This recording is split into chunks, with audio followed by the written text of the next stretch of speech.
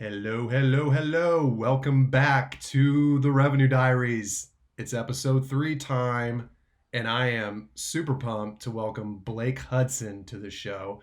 I don't really want to give a lot away because it's such a great interview. The guy ran for state senate in his early 20s and decided to drop out because he wanted to stay friends with a billionaire. I mean, it's a pretty great story, and not to mention, best commencement speaker that I have ever heard. So, I'd love for you to tune in. Thanks for listening. Thanks for watching. Thanks to our sponsor, Lessonly, best training software on the planet for sales and customer service teams. You can find out more at lessonly.com. All right, let's do it.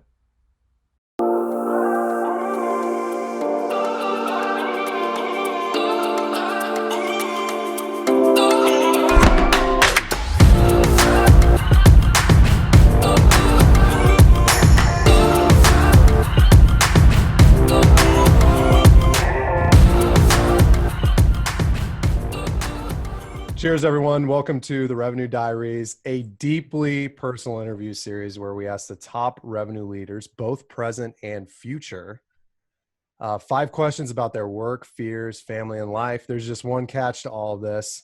We do not share any of the questions in advance. Blake, who's my next guest, has no idea what I'm going to ask him. He is my newest friend from Thursday Night Sales. You all should check it out if you haven't already. He has the sales talent behind Victory Lap out of Chicago, and one of the best commencement speakers I've ever had the pleasure of watching. Welcome to the show, Blake. Why don't you go ahead and introduce yourself to everybody watching and listening? What's up, Kyle? Thanks for having me, man. Absolutely. The compliment. Yeah, Matt. So I'm Blake Hudson. I'm in a very interesting spot in my career. I joined the sales community a few years back. I went from the high of, running for state senate and living the high life in politics to a very liminal spot where I was an admissions counselor and sleeping on my parents' futon. And I was introduced to this company called Victory Lap. And Victory Lap was and is a sales education company. Really helped give me perspective on what sales is and isn't. It's about solving problems for people. Sometimes they just don't know what they are yet. And gave me the confidence and competence I needed to succeed. So after a stint as an SDR at a fintech company, I came back home, employee 8 at Victory Lap. So you look up in a few years, I might be a billionaire, might be unemployed, but we'll see. I'm working on the first one. That's good. Yeah. I hope that I can go back to these archives and be like, billionaire Blake was on the show. All right. So again, Blake did not receive these questions ahead of time. So I usually start with a softball question. So are you ready? I'm all ears. Awesome. All right. Like I mentioned before, you delivered the University of Illinois Springfield commencement speech at your graduation ceremony in 2015. And I've got to tell you, man, I've had, this is the first season. We've had some top revenue leaders on this show, all accomplished speakers in their own right. I've spoken at and attended hundreds of conferences. You are by far one of the better speakers. I'm deadly serious. I don't know if this just came naturally to you. I'm going to put the link in the show notes so those of you can go watch it, because I mean, you got some talent, man. I was laughing, crying, pumping my fists at 5 a.m. watching this video that I randomly found on your LinkedIn page.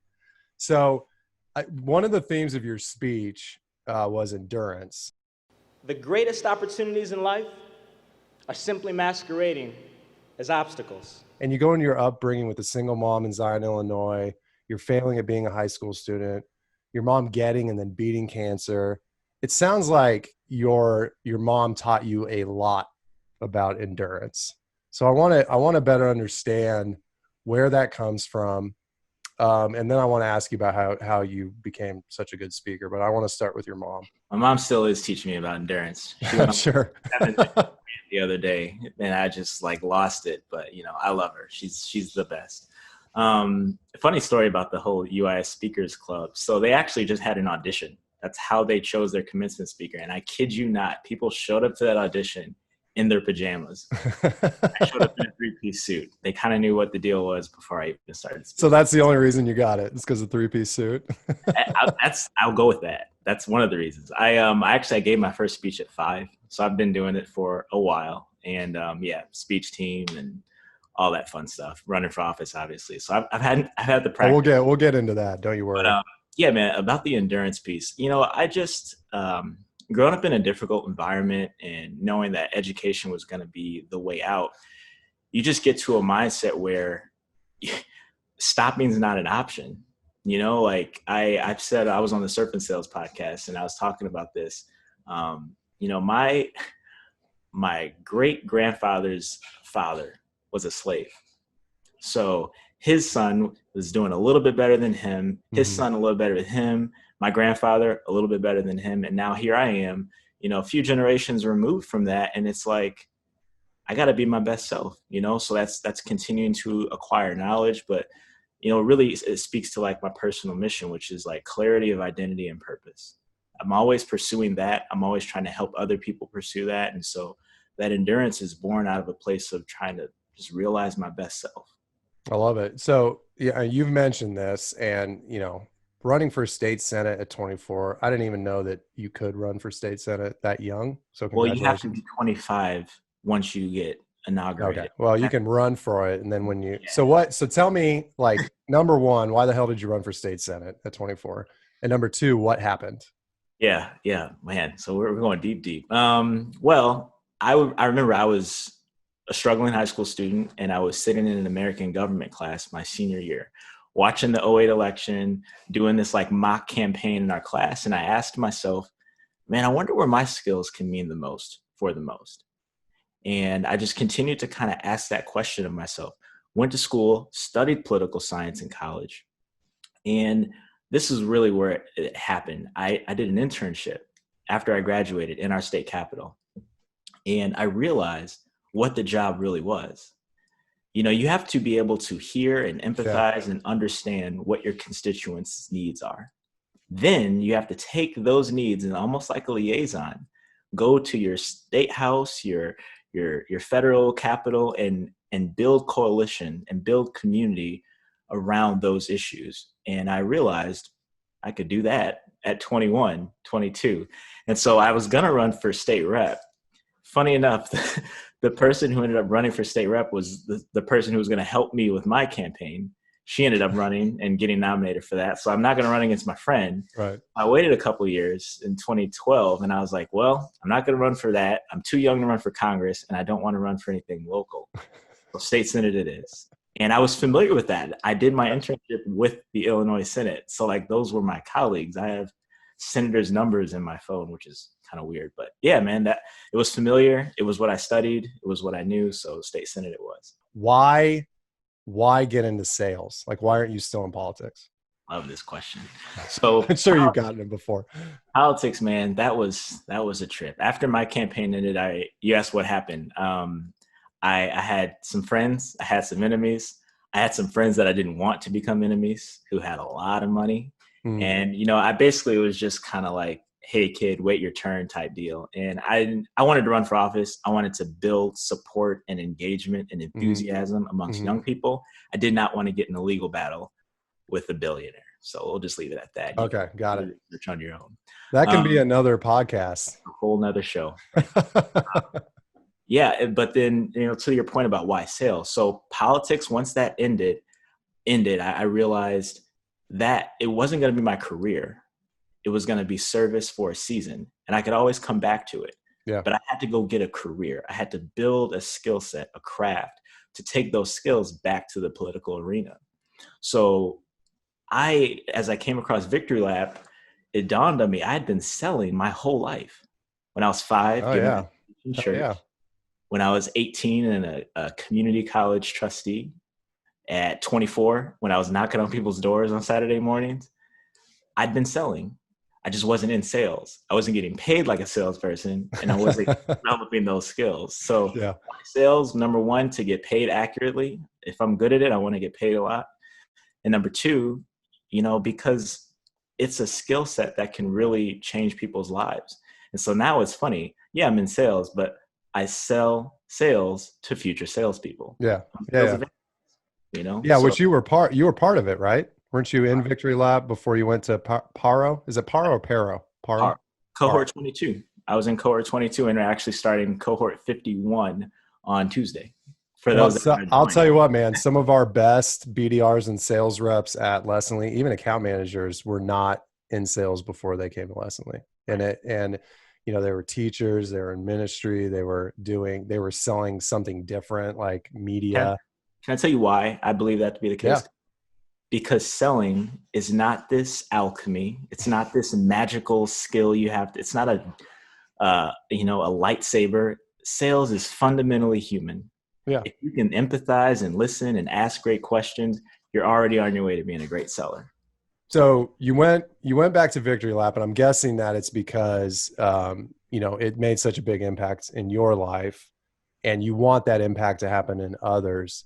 Why Victory outside of that? Why Victory Lap instead of going to another software company where you might be able to hire people at scale? Not that you couldn't do that at Victory Lap, let me be clear, but at somebody that's raising large amounts of money, you might be able to hire people more often than at Victory Lap. But why Victory Lap outside of the life change? And maybe that's the reason, which is fine. I just want to try to probe a little bit there. That's definitely 80% of it. There's definitely an 80-20 rule going on here. 80% of it, there was an alignment with my personal mission of getting people clarity in their identity and purpose, who they are as a seller, why they want to go into this work. But the 20%, I walked through the office of Sprout Social. Sprout Social is a fantastic company in Chicago. If you don't know about them, they're great. You should check them out. I walked through that office, and it's basically Disneyland for professionals. And I was like, this is they have a LaCroix wall. Oh, yeah. I'm not kidding. So it's a special place. I remember it dawned on me. I was like, I don't want to come into a place like this. I want to build a place like this.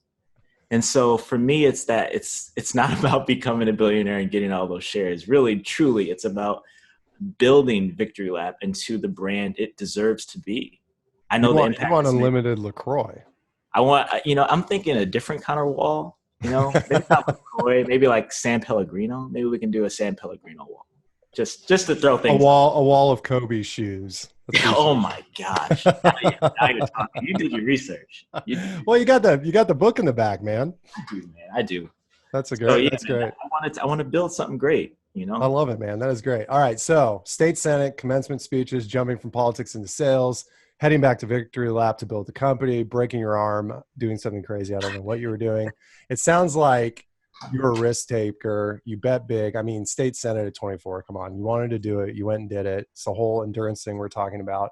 Do you bet big and take the same calculated or uncalculated risks in your personal life? Yeah, I proposed to Annie in February. Congratulations. that was definitely a calculated. But she's the best. So yeah, I feel like I'm a risk taker in my personal life too. But that's just it. It's like, what do I have to lose?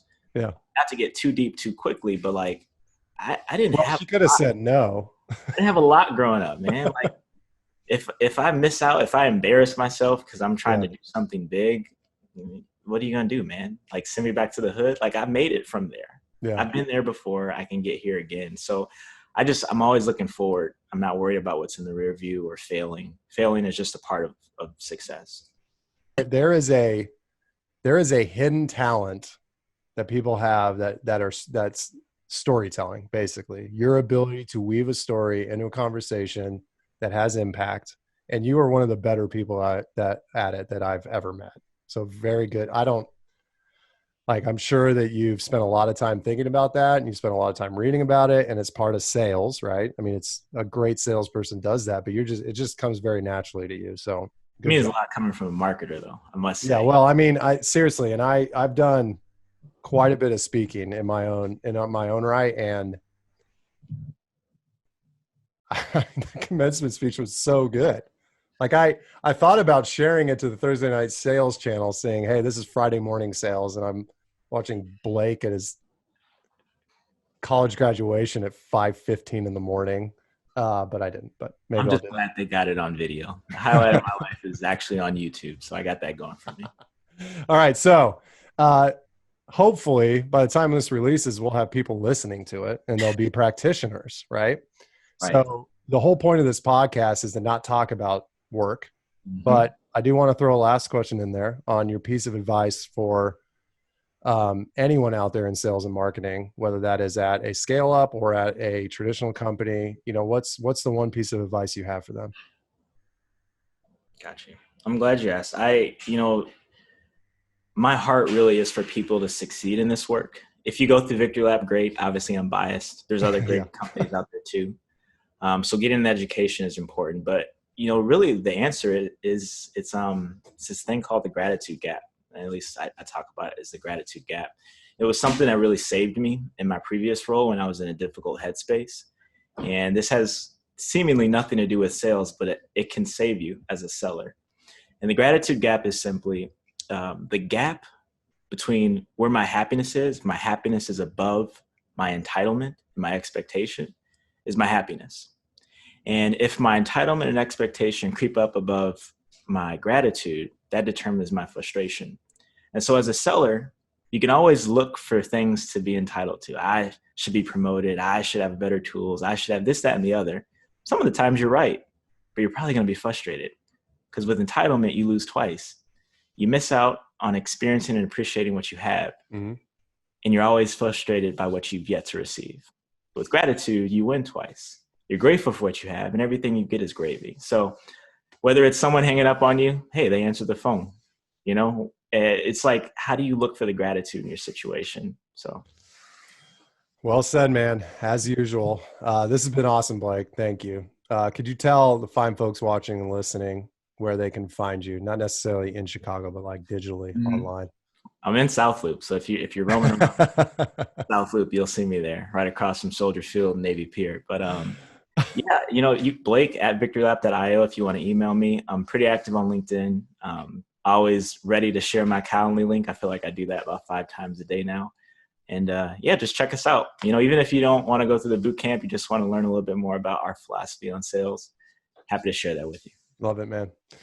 Thanks again. This wraps up another episode of the Deeply Personal and Always Revealing Revenue Diaries. I'm not Joe Rogan or Malcolm Gladwell. So if you like this episode, hell, if you love Blake, if you liked his commencement speech, if you like Victory Lab, go rate, subscribe, download, share, review. You know the drill. We all do it. Thanks for listening and watching. Cheers.